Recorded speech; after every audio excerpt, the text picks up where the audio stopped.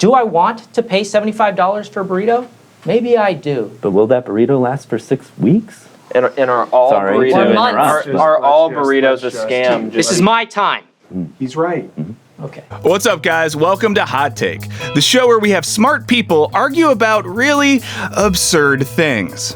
Every week, we give our defendant a fresh hot take that they have to defend against our prosecution. Spread the love. I don't need to pay for that. I am that. Piss off. Put it on that. Both teams compete for amazing prizes, and there are a few curveballs along the way. The defendant has a whole week to prepare their argument, while our prosecution comes in completely blind. Can our defendant maintain their questionable hot take, or will our prosecution poke holes in their defense? It's accepting reality. I thought that was the question. Okay, Let's find out on Hot Take.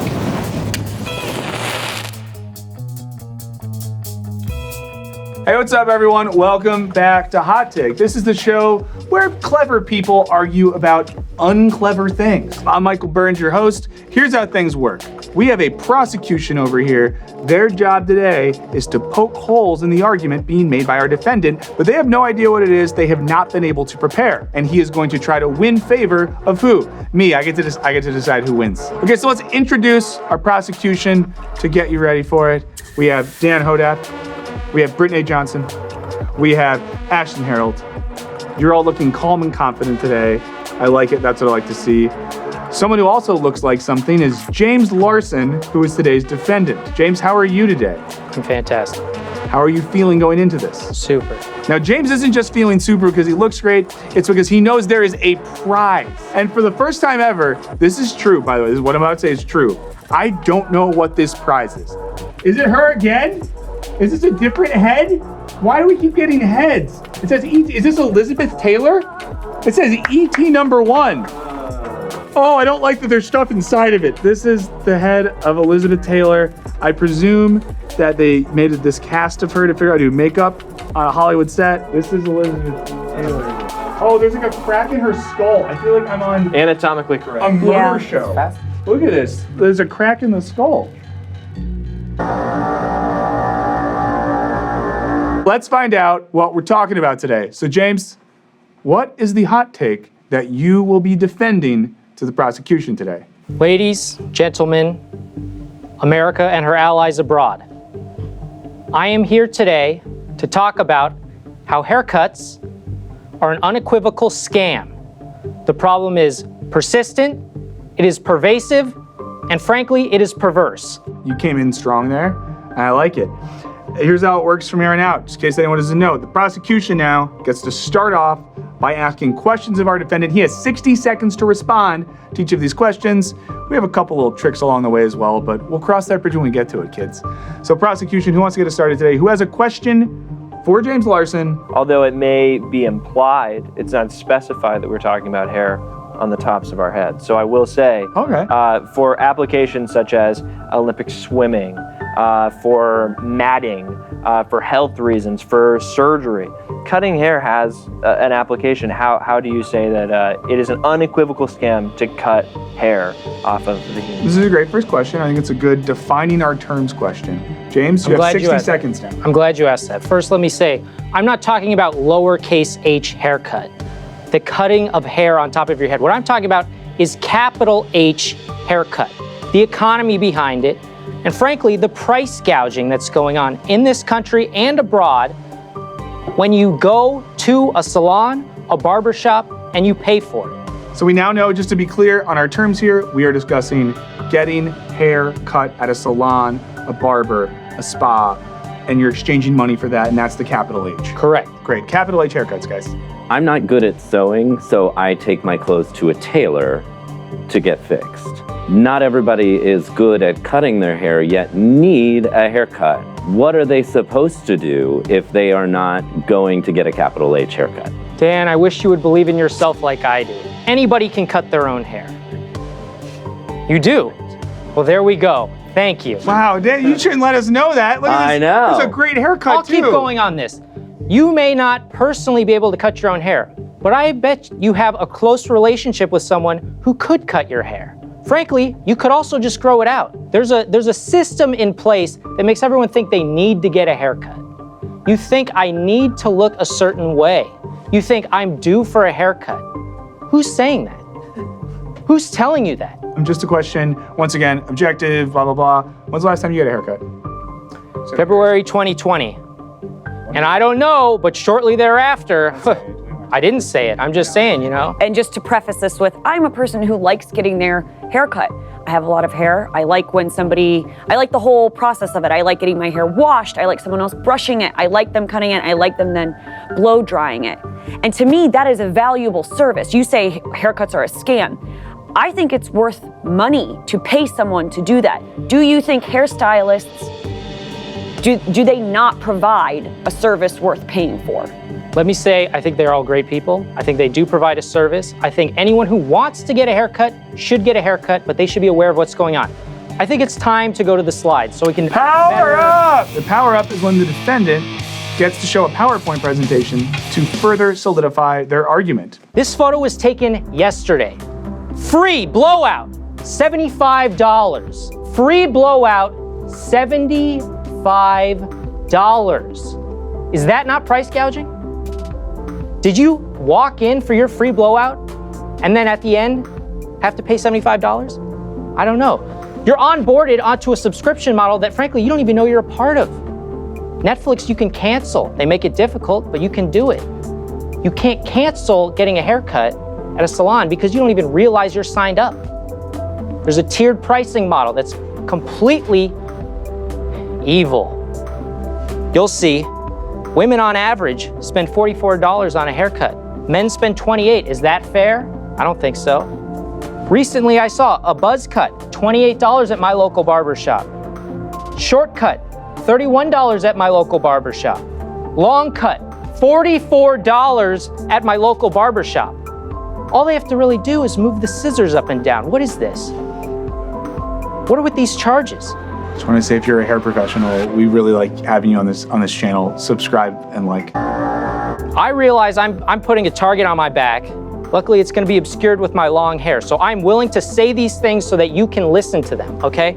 Opportunity cost. Instead of your $75 free blowout, what could you do with that? Well, let me tell you this. If you'd invested in something like Bitcoin maybe at the start of the year, that $75 would be worth $225. Let's have a brief timeline here, okay? Brief. Yeah. Okay, there's a direct correlation between the decline in hat use and the incline in haircuts, okay? Let's go back.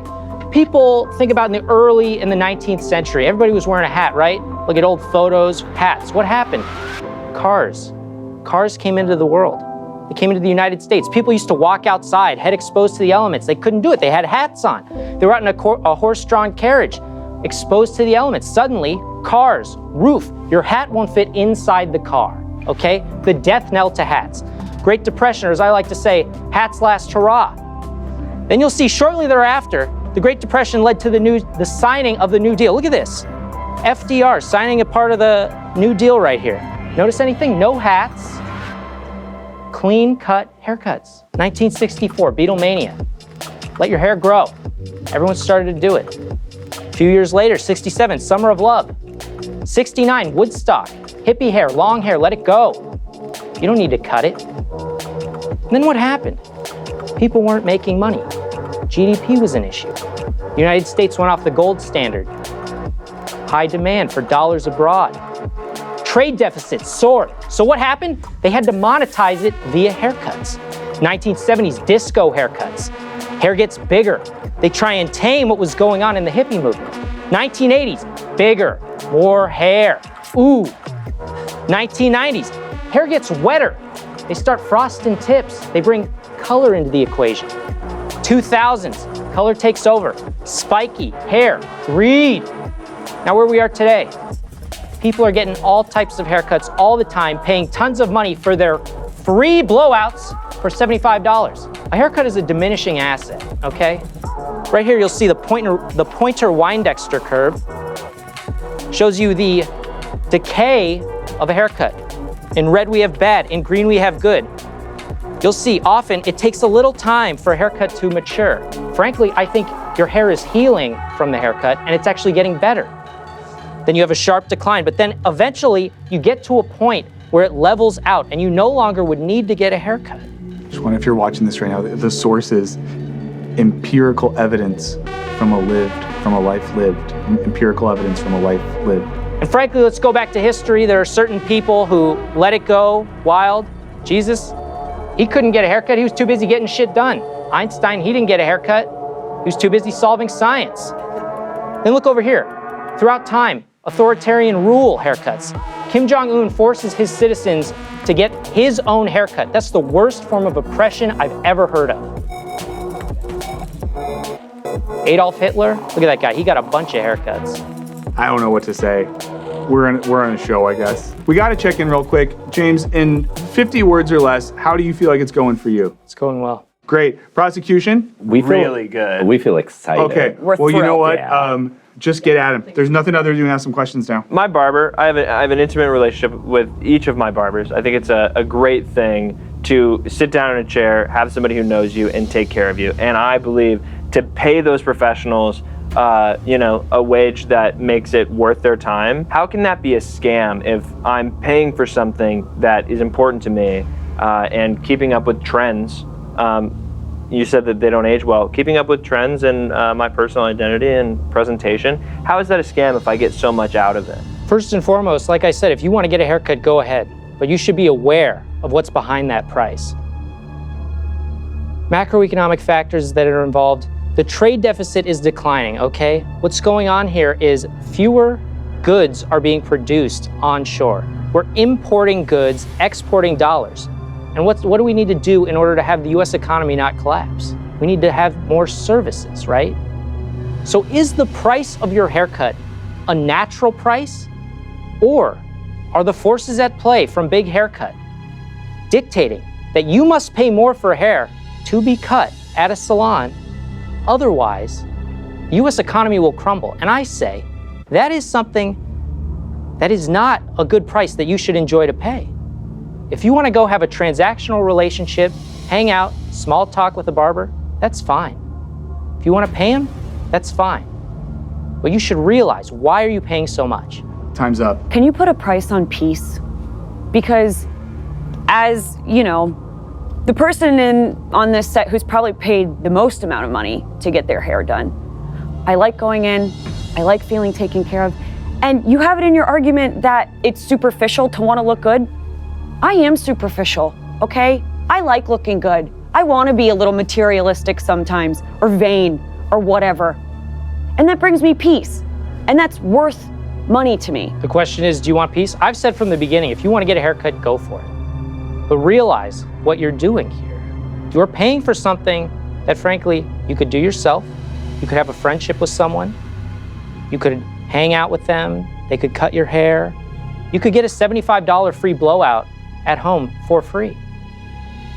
The fact that you want to go and pay for it, that's fine. But realize what's going on there. I may want some medicine, right? I need medicine. Give it to me. But the prices are high, right? Price gouging. You may want to participate in the economy, but you need to realize that you are being screwed. A final question. You can mix this with the Power-Up. Okay, I'll mix it with the Power-Up, I guess. It's getting intense in this. I know. I'm pissed off. I'm angry. I'm not. You obviously do not believe in getting haircuts because they are a scam. You say it is okay for other people to get haircuts just as long as you do know that they are a scam. My question to you is, when was the last time you ate in a restaurant? Because that is also something you could absolutely do yourself. And I would say that's just as ridiculous as of a scam as getting a haircut. So when was the last time that you ate a meal out? Last time I ate a meal out was yesterday. Whew. I have no issues with it. What'd you have? I had a burrito. Carnitas? It was carne. Nice. It's delicious. Whoa. Look at you guys. Salsa's on there too. Let him keep him talking. Okay. Keep talking. The question is food. There's no problem with going out, eating out, right? But if I'm going out and I'm getting a burrito, and that burrito is $75, I'm not gonna get it, okay? Because I'm gonna realize I don't want that. Yes, I could make it at home. Do I want to pay $75 for a burrito? Maybe I do. But will that burrito last for 6 weeks? And are all Sorry burritos, to interrupt. Are all burritos a let's scam just let's because just- let's- some- Sorry. Sorry. Can we just Okay. Look away. Here's a simple question. Order. You don't touch her. I don't want her to you look don't at. touch her. She's gonna Ask- turn around. Stop. She's gonna eventually get to you. This is my time. He's right. Ask anybody, how much did you pay for your last haircut? The answer is invariably too much. And what else for 46 seconds? Why do I go to a restaurant? I like restaurants. I have no issue with restaurants. But restaurants haven't been forced down my throat since the United States went off the gold standard, since the trade deficits have soared, and we've needed to keep the service sector propped up.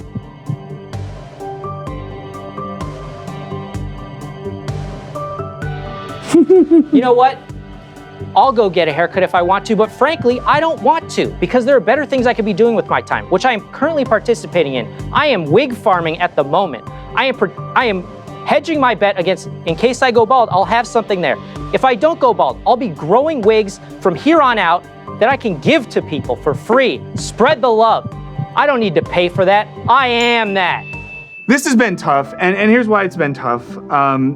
Haircuts sound fun. Both Ashton and Brittnay said things that I found to be really powerful. Ashton talked about sometimes you go to get a haircut, and it's not about the haircut. It's about that time to connect with another human, to participate in your community, to feel like there's someone who's not going to judge you, but is going to listen, you know? Brittnay brings up this important point that, like, it's okay to feel good about what you do for yourself. That could be skincare. It could be hair care. If it makes you feel good, it's not bad.